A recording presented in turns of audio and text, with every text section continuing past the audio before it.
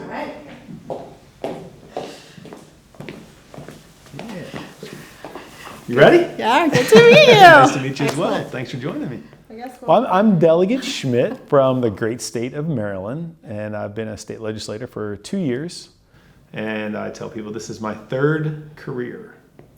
Excellent. I'm State Representative Tram Nguyen from Massachusetts. I'm going into my fourth term. Okay. Got elected in 2018, took office 2019, and a lot has changed since then, for sure.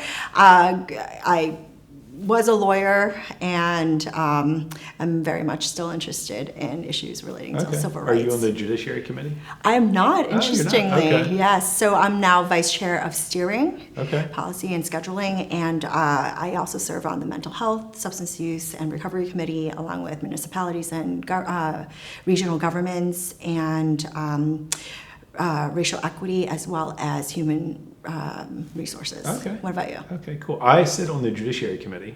I saw that. Yeah, but what I'm most excited about, I serve on 2 caucuses. Okay. So I serve on the Veterans Caucus. Okay.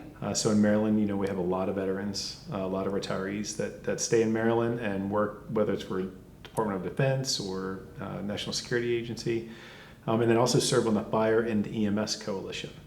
Oh, great. Which is a really unique opportunity for me to learn from firefighters and fire chiefs and marshals, and it's been very rewarding to join those 2 caucuses. Are you a veteran yourself? I am not. My brother is a professor at the Naval Academy. Okay. So he's currently an officer in the Navy. I wanted to go into the armed forces so bad, but I was too young at the time. And so my mom said, "You're going to go be the first one in our family to go to college." Okay. So I'm first generation college graduate. Same here. So I get it. Oh, awesome. Yeah, Yeah, there that's you go. right. Congratulations. Same to you. Yeah. And so my brother serves, and family, both my grandfathers have served, and my father-in-law. So how about you? Armed services? No, so my dad served with U.S. soldiers during the Vietnam War. Okay. And so after the communists... In Vietnam? In Vietnam. Okay. So after the communists took over, he was a prisoner of war for 8 years. Oh, my goodness. And that was how we ended up here in the United States as political refugees. And we immigrated to Massachusetts when I was 5. And that was how, I ended up being there. But I have great respect for veterans and all their sacrifices along with their families, because we know how much that impacts the family. Law school in Massachusetts? Law school, Massachusetts, undergrad, law school, graduate school. Okay. I say that I moved to other places, but always ended up coming home to our great Commonwealth. And even before this, you mentioned how beautiful it is. Yeah, we have all 4 seasons. We have a lot of different places, and it's been an honor to serve and be able to actually see the community, the different communities within the Commonwealth. I don't know if you've had the chance to do that, but that's actually one of the joys of being in office is you get to visit your colleagues' districts and really understand the diversity and the regional differences, but also so much in common too. Yeah, Maryland's unique. I say it's a microcosm of America because we have mountains in the west, we have the beach on the east coast, and then we have a bay and our capital and Baltimore right in the middle of our state. So it's very much a unique state in that regard. That's so much diversity, and obviously Washington, D.C. plays a large role in that, and the federal government, and obviously our defense, around the world. But it's really neat to be able to travel to any district and have a friend and to be able to pick up the phone and say, "I'm going to be there this weekend," or "I'm driving through, let's grab coffee or lunch." And being able to meet so many different, unique people across the state is pretty powerful. So what's your district like? My district is very, very, very split down the middle. It sits right in the middle of Anne Arundel County. It's very much in the middle of Maryland as well. We have 2 major highways that run through it, so transportation is a big topic of conversation in District 33B. And then we have Fort Meade as well, which is one of our largest military installations. And I almost come into Annapolis. I get very close, just a few miles from the state capitol. So it's unique. It starts with a lot of waterfront, runs through some kind of urban, suburban areas, and then it gets down to horse country. So I have a lot of farms and farmland in my district as well. How many towns or cities do you represent? Probably around 7 or 8 or so, but it's unique, and I think that's a great question. I don't have any town mayors. Yeah, So when it neither comes do I. Okay, wow. We're select boards. Interesting. Yeah. Yes. So we have a couple special tax districts. Okay. Yeah, we don't have any, any other like local government. So some of the delegates in the state of Maryland, report to 7 or 8 different mayors of like a lot of small towns, especially in the western part of the state. For me, it's just representing the district as a whole. Oh, excellent. Yeah. So I represent 4 towns, and Okay. they're all select boards. Now, how many people do you represent total? 42,000 Okay. about, yes. Yeah, so I represent around 65,000. Wow. And I have a sub-district, so it's A, B, and C. So instead of having 3 legislators represent the bigger part of the district, I have the sub-district, so it's a little bit smaller geographically. Oh, interesting. Which is unique. And Maryland has, they change those, boundaries with each census, but you never know how it could change. So how many legislators are there total? What's your population? For the state, Yeah. between 6 million and 7 million. Okay, same And for us. we have 47 districts. So Okay. 47 senators, 3 delegates per Senate seat. Fascinating. Yeah. Okay. So okay. you work closely with the senator. And during the last election cycle, our district had flipped from 3 Republicans, 1 Democrat, to now 1 Republican, 3 Democrats. So it's a very unique role. So of course, working across the aisle. My senator and I talk regularly about different legislation that we can work on. Me specifically, I work on a lot of local legislation, whether it was a constituent that had a need. Most recently, we passed a boating DUI bill. So in Maryland, we have a lot of waterfront, especially in our county, over 550 miles of waterfront. And so we have a lot of people that navigate around on boats. We didn't have a database that if you were to get in trouble on a boat, Department of Natural Resources did not have a database that tracked that. And so the senator and I worked with a local family that lost someone on the water from a boating DUI.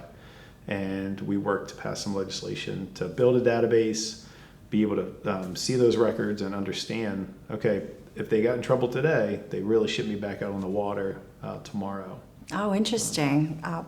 You have a lot of water in your area. But not my district. Not your district? Not my Okay. district. So are you more western part of the state? So northern. So Northern, I okay. represent Andover, North Andover, Tewksbury, and Boxford Okay. towns.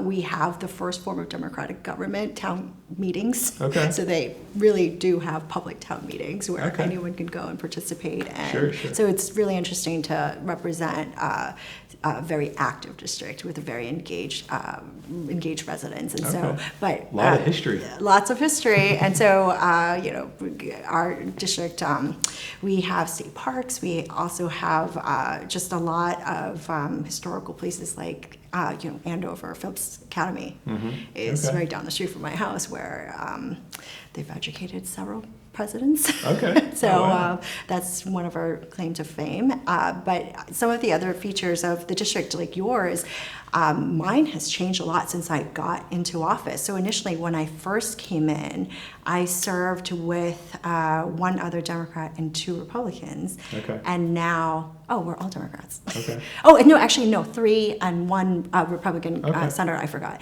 And he's the minority leader Gotcha. in the Senate. But Okay. we work very closely together. Sure. And so I think the nature, I guess, both of our districts is, my district is very purple, and because of that collaboration, we're able to really understand each other's issues and also work together to advance, whether that's bringing home funding to the district or finding issues that we both care about. And a lot of that's climate change, since we have two rivers in my district, Ipswich and Merrimack River, so we care deeply about that. And the senator, especially the Republican senator, has been really supportive of these issues. And so when we try to cover for each other too, I think that that's the benefit of sharing the district with other legislators.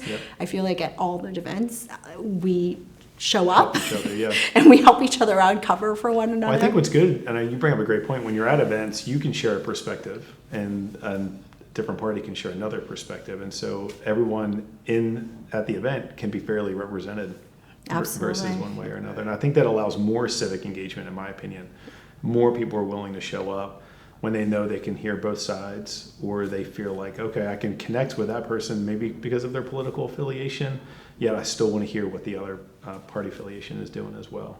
Absolutely, and I think that especially nowadays when we're talking about issues of like supporting workers, or we just had we voted on a sweeping housing bond bill. We all care about those issues, and so that encourages even more conversations from the other side of where are the gaps, what are we missing here, and how do we make something that is more representative of the people of the district. And so, it's been really fascinating just having the ability to not only hear the different perspectives in the hearing, different hearings and obviously on the floor, but to your point, the engagement of the people. That's right. From both sides or, across the political spectrum has been really informative. Yeah, we have a tremendous amount of work with legislative bond initiatives. So we work very closely with a lot of our nonprofits. Yes.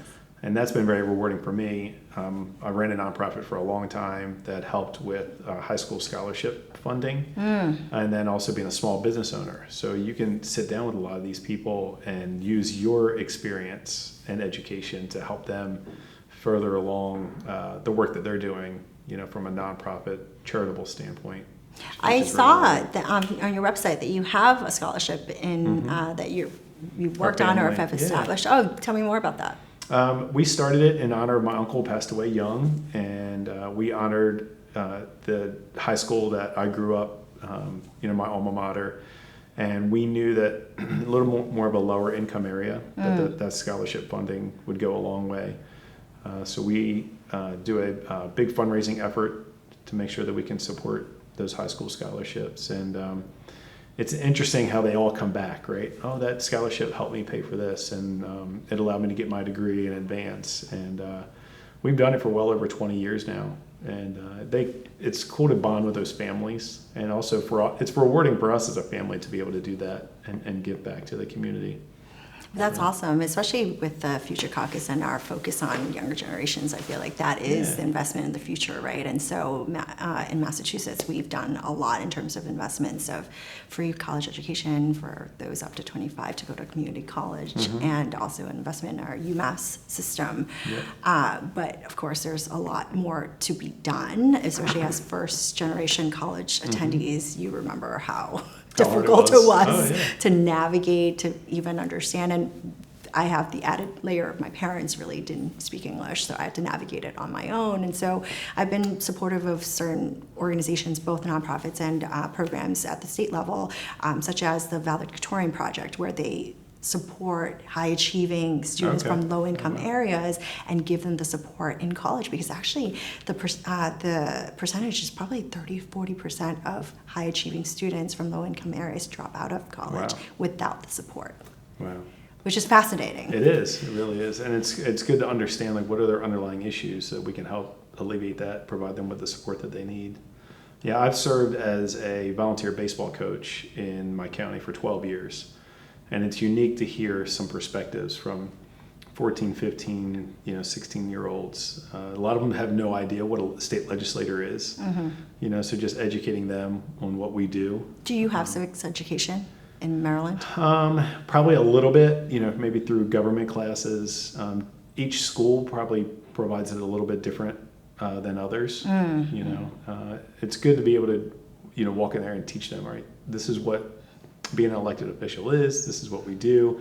And I love it when they come into the State House and you're able to, get down on one knee and listen to what their needs are and talk to them about what's important.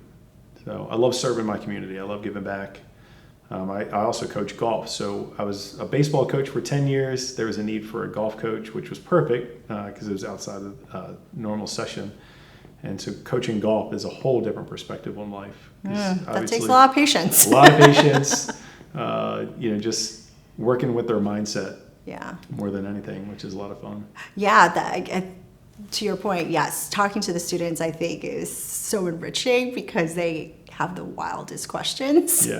And they're so imaginative too. So we, at the State House, we have a program where it's government day. So we invite high school students to come in, but even younger than that, 8th graders in middle schools tend to go to DC. They have a field trip. And for those who can't go for whatever reason, we bring them into the State House. And so those are good opportunities to invite them to the People's House. And I haven't been to Maryland's State House, but I know State Houses are all lovely in their own ways. But in Massachusetts, it's like a living museum, right? And so the kids are just so much in awe, and it's wonderful to see things through their eyes. Well, at Maryland State House, we have a George Washington room. That's where he resigned his commission, December 23rd, 1783. And that's how he ended up becoming our first president as he stepped down from the Continental Army. So we have a real-life statue of him in the room, so it's a full replica of what that room looked like. It might be the same one that we have in Okay. Massachusetts. Oh, We do have a full, a full version. Yes, interesting. Yeah, and we have his speech that he gave on that night when he stepped down. Oh, wow. And said that he put in there that he was going to remove himself from political office, but he actually scratched out forever. And so that's always interesting because I think he kind of was changing his mind as he was writing the speech. And as we learned yesterday, how he went on to do greater things and what he did at Mount Vernon and things like that. Absolutely, yes. It was such an experience to be able to be on this state and kind of. So let me tell you about the Judiciary Committee.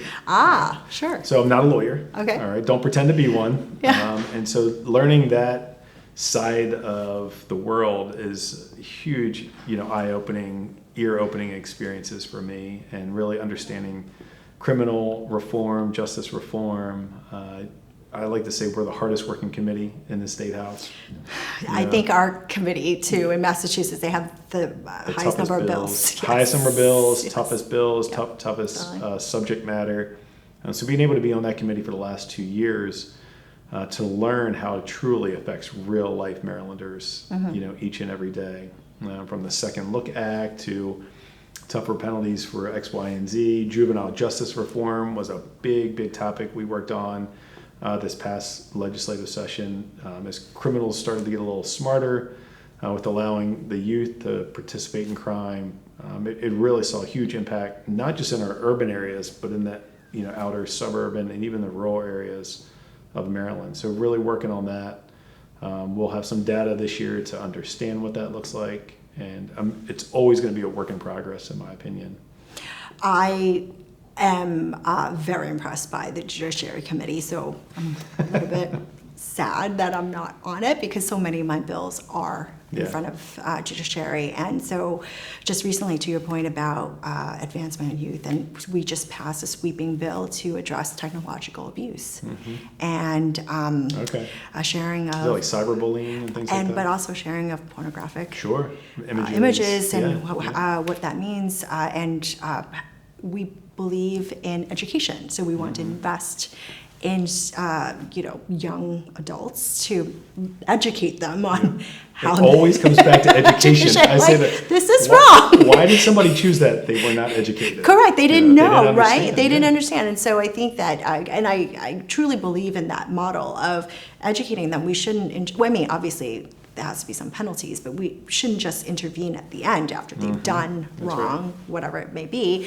but to educate them. And in that bill, I did a lot of work with survivors of domestic violence and sexual assaults, and so we were able to also get in 2 of my bills to establish coercive control as a form of abuse, and also to make sure that we're giving people time, especially victims of sexual assault, more time to come forward. Yep, we worked on both of those bills last year as well. Oh, exciting. It's always interesting to me how other states are kind of working on the same thing, right? Yes. And so how Future Caucus can help us say, okay, what other bills are other states working on, and how can we use them as an example? How long have they been working on it for, right? Because most of us are kind of working on the same things, in a roundabout way, whether it's, justice reform, environment, transportation. Right. How can we all work together and use each other as examples, use each other for guidance? Oh, absolutely. That's why these conferences are just so crucial. I can pick up the phone and say, hey, We'll call Representative Nguyen to talk about coercive control, or Yes. what did you learn when you presented that bill and things like that. Absolutely. And so how many bills do you typically, is there a limit for you all? We don't necessarily have a limit. I would say the average senator probably runs, 30 to 40 bills. The average delegate's probably a third of that. If you're getting into the 15, 20 range, leadership might tap you on the shoulder and say, okay, let's figure out which ones are more important than the others. Being in a super minority, I would say for me, it's about what bills have the highest likelihood of a positive result. And then also which ones are important to me and to my constituents. Absolutely. Well, for us, as someone in the supermajority, we still value bipartisan support. So even, a lot of the bills that we may or may not need Republican support, we still seek out their input. And I think that that's valuable. And I learned a lot, too, because, bills that you file in the beginning may not be the same bill that you end up with after going through all the committee hearings. And I think that's better for everyone. And that's what our job sometimes is to work the bill to make it the better bill. And being close with my chair and my vice chair, hey, how can we work on this? Who do you recommend I talk to? How can we make it the best bill it can be? Let's just not stuff it away and not talk about it. Let's figure out a solution.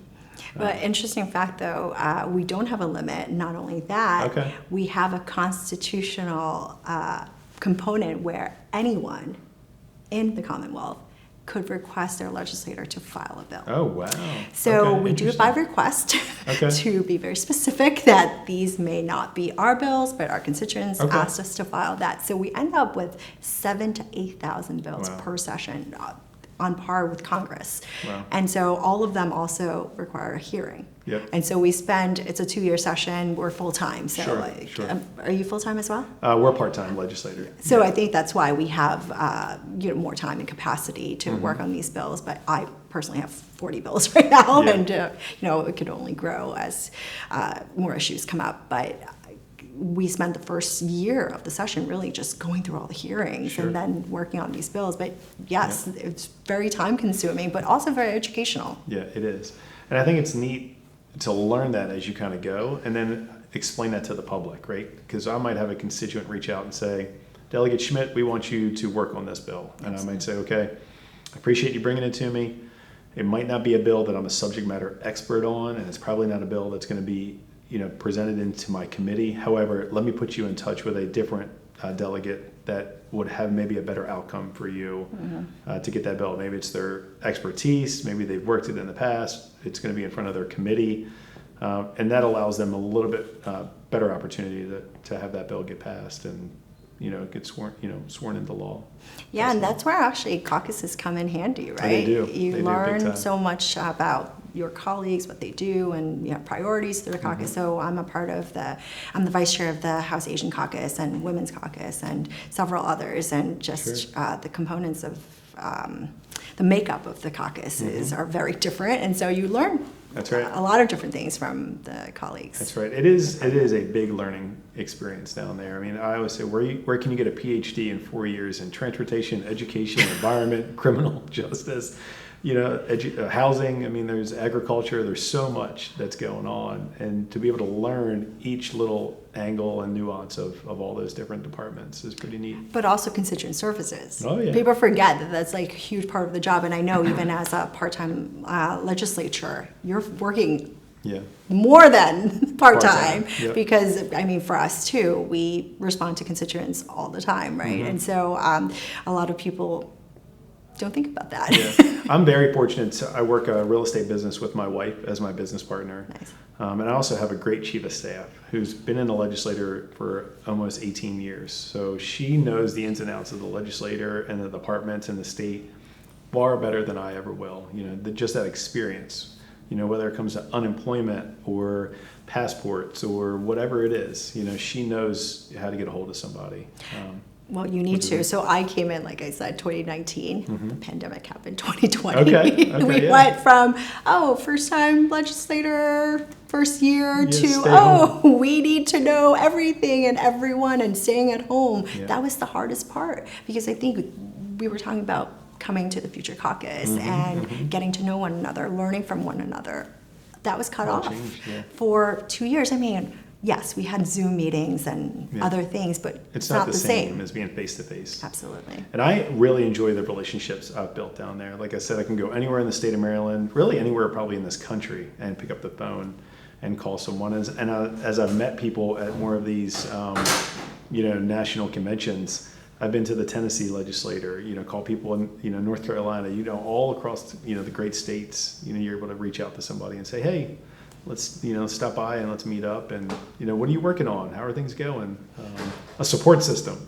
Right. Or even within your own state, because I remember when, I first started, when a constituent comes to me with an issue that I'm not familiar with, I didn't know who to call. Yeah. But after being here for a while and being able to build these relationships, I'm able to at least triage and refer and be a conduit in some way, which is help in certain ways. Now, do you have kids?